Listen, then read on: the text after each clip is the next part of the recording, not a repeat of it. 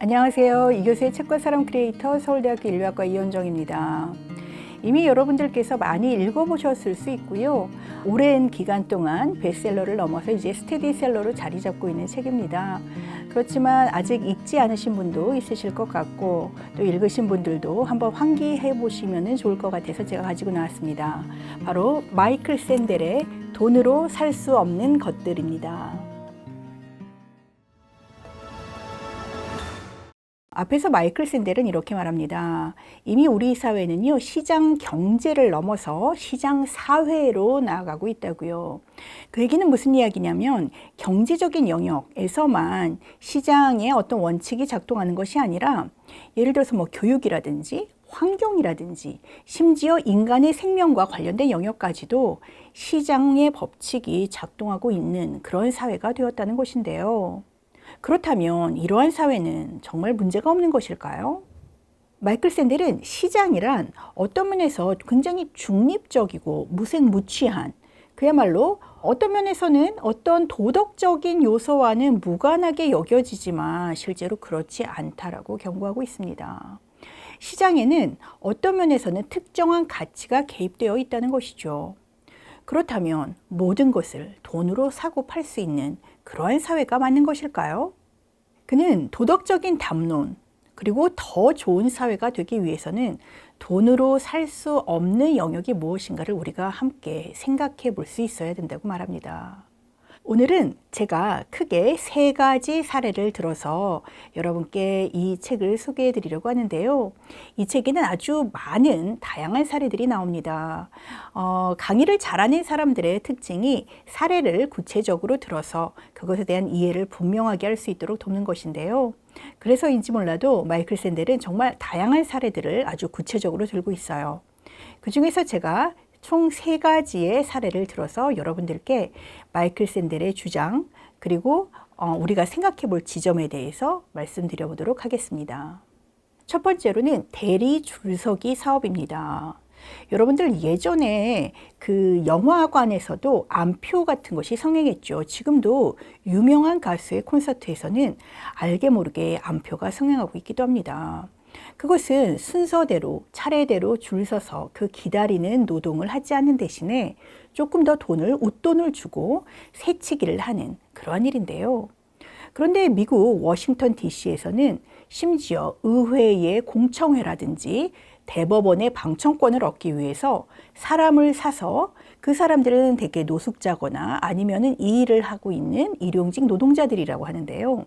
이런 사람들에게 돈을 주고 오랫도록 전날부터 밤을 새서 기다리도록 해서 그러한 방청권이나 공청회의 입장권을 새치기해서 사는 사람들이 늘어나고 있다고 합니다. 심지어 이것이 하나의 사업으로 자리를 잡았다고 해요. 제가 이 부분을 먼저 한번 읽어보도록 하겠습니다. 워싱턴에서도 줄서기 사업은 빠른 속도로 정부에 관행이 되어가고 있다. 의회위원회는 발의된 법안에 관해 공청회를 열면서 방청석 일부를 언론에게 제공하고 일반 대중에게도 선착순으로 분배한다. 사람들은 공청회 주제와 회의실 크기에 따라 공청회 좌석을 확보하기 위해 하루 전이나 그보다도 일찍 줄을 서기 시작하고 때로는 비를 맞거나 겨울에 혹한에도 줄을 선다. 기업 로비스트들은 휴식 시간에 입법자들과 대화를 나누며 자신들의 사업에 영향을 미칠 만한 법안을 추적하기 위해서 이러한 공청회에 반드시 참가하려 한다.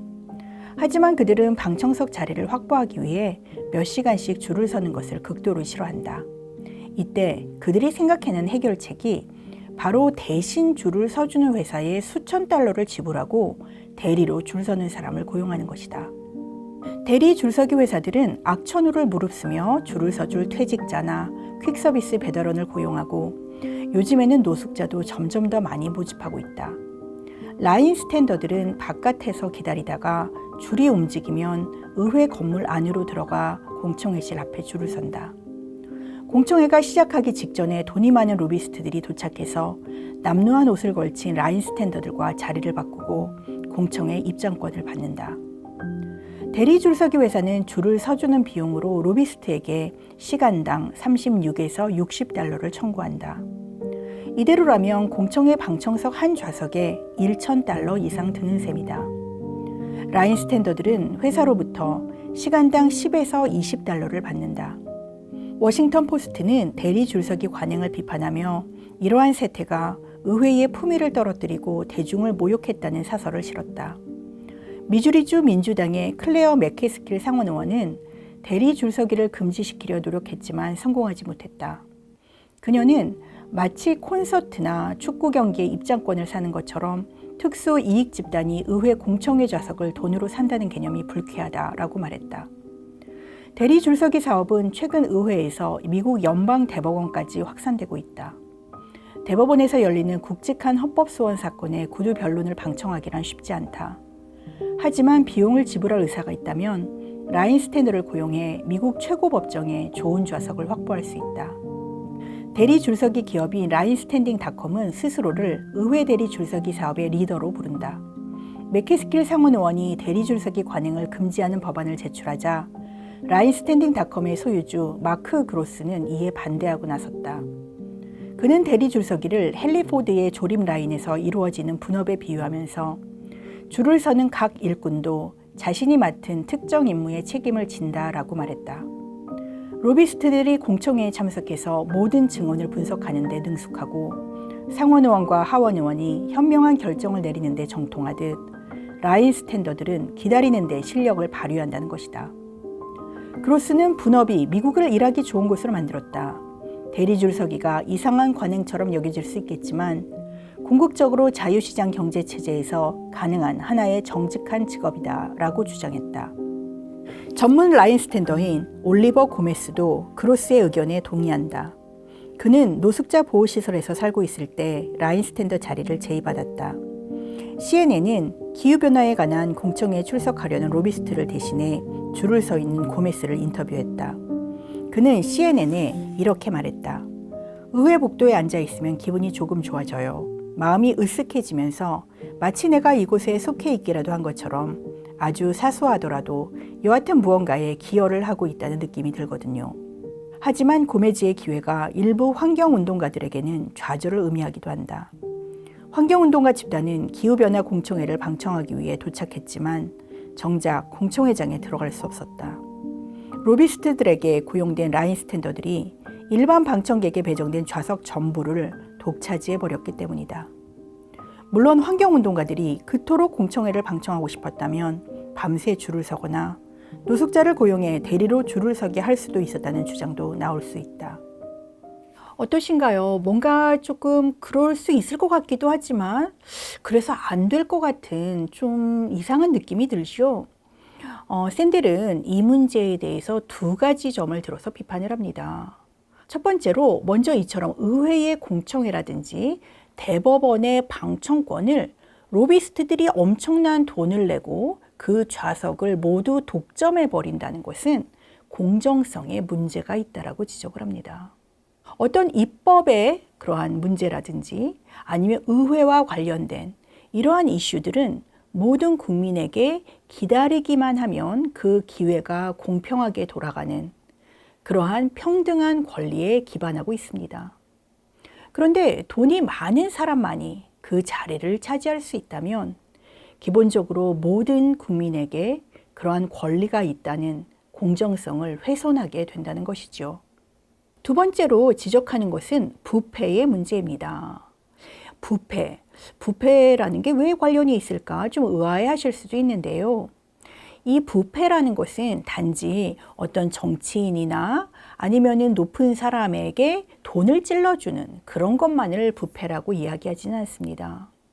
여기서는 시민 정신의 타락을 이야기를 합니다. 커럽션은 부패이기도 하지만 동시에 타락을 의미하기도 하거든요. 그러니까 무슨 이야기인가 하면 이처럼 대법원의 방청권이라든지 의회의 공청회의 자리를 어느 순간 돈으로 주고받으면서 사고 팔 수 있는 상품이 돼버리는 순간 시민의 권리라든지 시민의 의무와 같은 그러한 가치가 훼손되어 버린다는 거죠. 이것은 바로 시민 정신의 부패라고 말할 수 있다는 겁니다. 제가 새치기 그리고 줄서기 사업에 대한 이야기를 보다 보니까 한 가지 제가 경험했었던 것이 생각나서 말씀드리도록 하겠습니다. 여러분들은 신장 이식 수술을 받을 기회를 누가 제일 먼저 받아야 한다고 생각하시나요? 객관식입니다. 1번. 제일 나이가 많이 든 사람. 그 사람은 신장 이식을 받을 수 있는 기회가 많지 않을 것이기 때문입니다. 2번. 가장 나이가 어린 사람. 왜냐하면 그 사람은 신장을 이식받은 다음에 가장 오래 살 수 있는 기회를 얻을 수 있을 것이기 때문입니다. 3번. 그 신장에 대해서 돈을 제일 많이 지불할 수 있는 사람. 4번. 만약 살 수 있게 된다면 세상에서 가장 커다란 기여를 할 수 있게 될 사람. 예를 들어서 아인슈타인처럼 아주 위대한 과학자라든지 아니면 강대국의 대통령이라든지 이런 사람 말이죠. 그리고 5번은 선착순입니다. 신장 이식 수술을 받기 위해 신청한 선착순이요. 제가 똑같은 질문을 미국에서 가르칠 때 미국의 대학생들에게도 물어봤고, 그리고 한국에서 한국의 대학생들에게도 물어봤습니다. 그런데 재미있게도 두 집단의 결과가 달랐어요. 물론 한 가지로 다 통일된 답을 준 것은 아닙니다. 하지만 미국의 대학생들에게 1위로 나타난 답은 바로 세상에 가장 커다란 기여를 할 수 있는 사람에게 신장 이식 수술을 먼저 해야 된다는 주장이었습니다. 반면에 한국의 대학생들은 다 필요 없다. 일단은 신청한 순대로 선착순이다. 라고 그렇게 대답을 했죠. 그것이 가장 많은 비율의 사람들이 대답한 답이라는 겁니다. 그러면 이러한 차이는 왜 나타나는 걸까요? 저는 마이클 샌델의 이야기를 하면서 이 사례를 드는 까닭은 마이클 샌델의 그러한 도덕에 대한 논의는 흥미로운 부분도 많지만 문화적인 차이에 대해서는 고려하고 있지 않다는 점을 말씀드리고 싶어서입니다. 다시 말해서 미국의 대학생들 같은 경우에는 미국 사회는 공리주의의 가치가 아주 많이 강하게 존재하는 그러한 사회입니다. 다시 말해서 더 많은 사람에게 더 많은 이익이 간다면 그것이 옳은 것이다 라는 믿음이 강하게 자리 잡고 있는 사회죠. 그러다 보니까 똑같이 하나의 신장이라고 하더라도 더 사회에 많은 기여를 하는 사람에게 가야 된다는 생각을 할 수 있는 것이에요. 반면에 한국 사회는 평등주의의 가치가 아주 강하게 있는 사회입니다. 그러다 보니 나이가 적든 많든 누가 더 기여를 하든 돈이 많든 이런 모든 것과 상관없이 일단은 신청한 순대로 선착순으로 해야 공평하다라고 생각을 하는 것이죠. 제가 마이클 샌델의 줄서기 사례를 소개하면서 문득 생각이 나서 말씀드려봤습니다. 그러면 두 번째 사례로 넘어가도록 하겠습니다. 두 번째 사례는 바다 코끼리 사냥 권리에 대한 것입니다. 캐나다 북부에 살고 있는 이누이트족이라는 원주민들은 캐나다 사람들에게는 금지되어 있는 바다 코끼리를 사냥할 권리를 가지고 있었습니다. 왜냐하면 그들에게는 바다 코끼리 사냥이 생계와 밀접한 것이고 오래도록 그 부족 사람들이 해왔었던 일이기 때문이죠. 그런데 언젠가부터 이누이트족 사람들은 이 바다 코끼리를 사냥하고 싶은 사람들, 그러니까 이누이트족이 아닌 외부인에게 그것을 사냥할 권리를 팔기 시작했습니다. 제가 관련해서 한 부분을 읽어보도록 하겠습니다. 수백 년 동안 대서양 바다 코끼리는 미국 서부에 퍼져 있는 들소만큼이나 많이 캐나다 북극 지방에 서식하고 있었다. 고기, 가죽, 기름, 상하엄니가 높은 가격에 거래되었기 때문에 이 거대하고 무방비 상태의 해양 포유류는 사냥꾼들에게 손쉬운 먹잇감이 되었고 그 결과 19세기 말까지 개체수가 급격하게 줄어들었다. 급기야 1928년 캐나다는 4,500년 동안 바다 코끼리 사냥을 생계수단으로 삼았던 이누이트 사냥꾼을 제외하고는 바다 코끼리 사냥을 전면 금지했다. 1990년대 이누이트 지도자들이 캐나다 정부와 접촉해서 한 가지 의견을 내놓았다. 자신들에게 할당된 수의 바다 코끼리를 사냥할 수 있는 권리를 사냥꾼들에게 팔 수 있도록 허용해달라는 내용이었다. 그렇더라도 죽는 바다 코끼리의 수는 같을 것이니 말이다. 이누이트족은 사냥 요금을 받고 사냥꾼의 가이드로 일할 수 있고 사냥 과정을 감시할 수 있으며 늘 해왔던 대로 고기와 가죽을 가질 수 있을 터였다.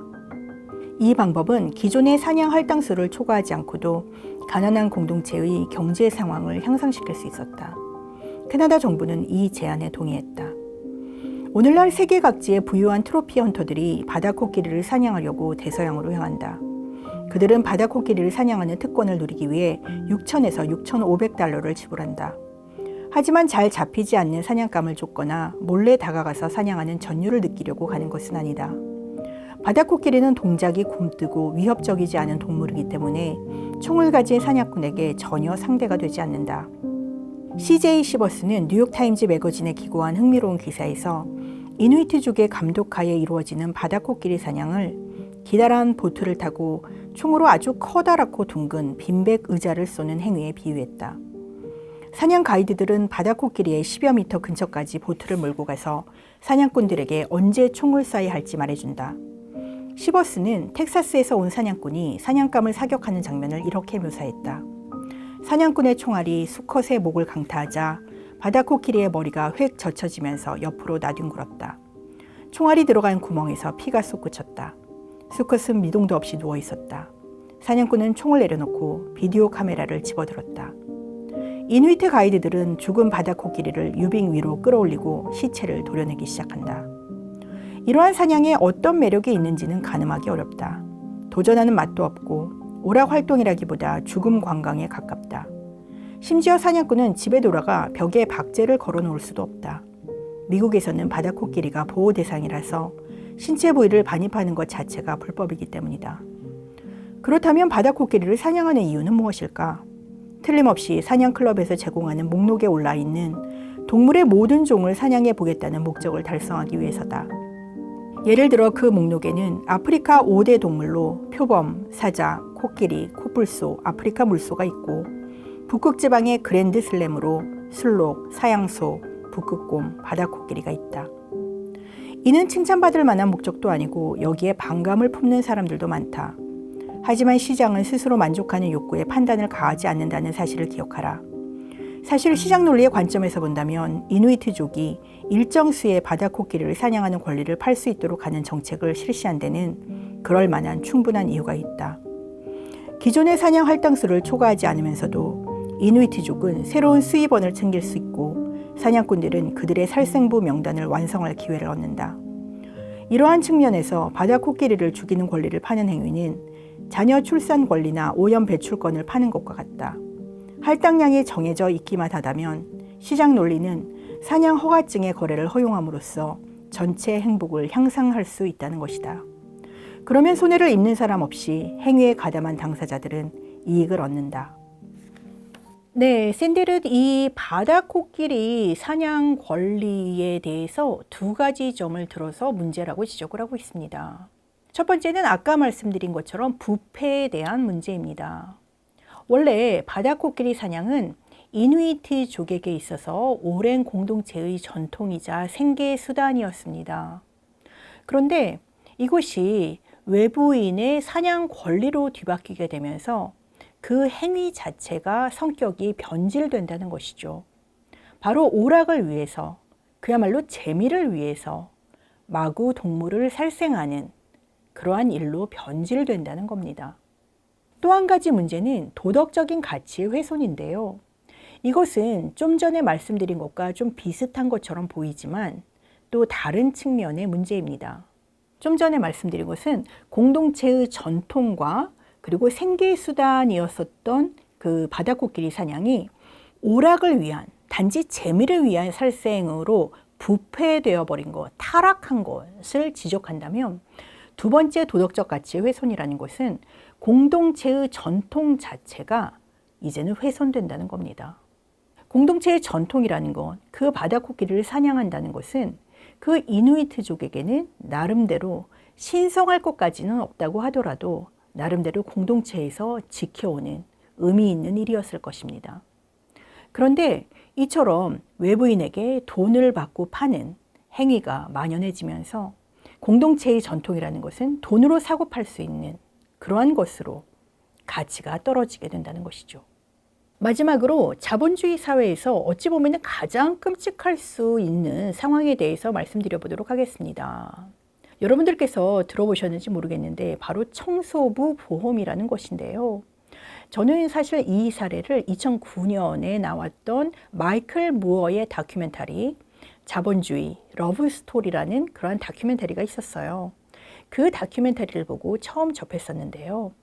한번 이 이야기를 들어보시죠. 뉴햄프셔주 틸턴에 있는 월마트 매장에서 부지배인으로 일하던 48세의 마이클 라이스는 고객이 구매한 텔레비전을 자동차까지 운반해주다가 심장마비를 일으켜 쓰러졌다. 그는 쓰러진 지 일주일 만에 사망했다.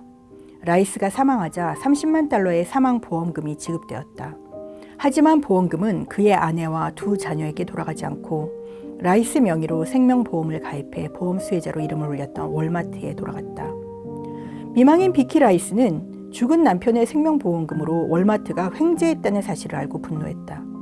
어떻게 남편의 사망으로 회사가 이익을 챙길 수 있단 말인가? 남편은 회사에서 오랜 시간 일해왔고 때로 일주일에 80시간까지도 일했다. 그녀는 이렇게 말했다. 회사가 남편을 끔찍하게 이용해 먹었어요. 그러더니 이제 30만 달러까지 차지하다니요. 정말 부도덕한 일이에요.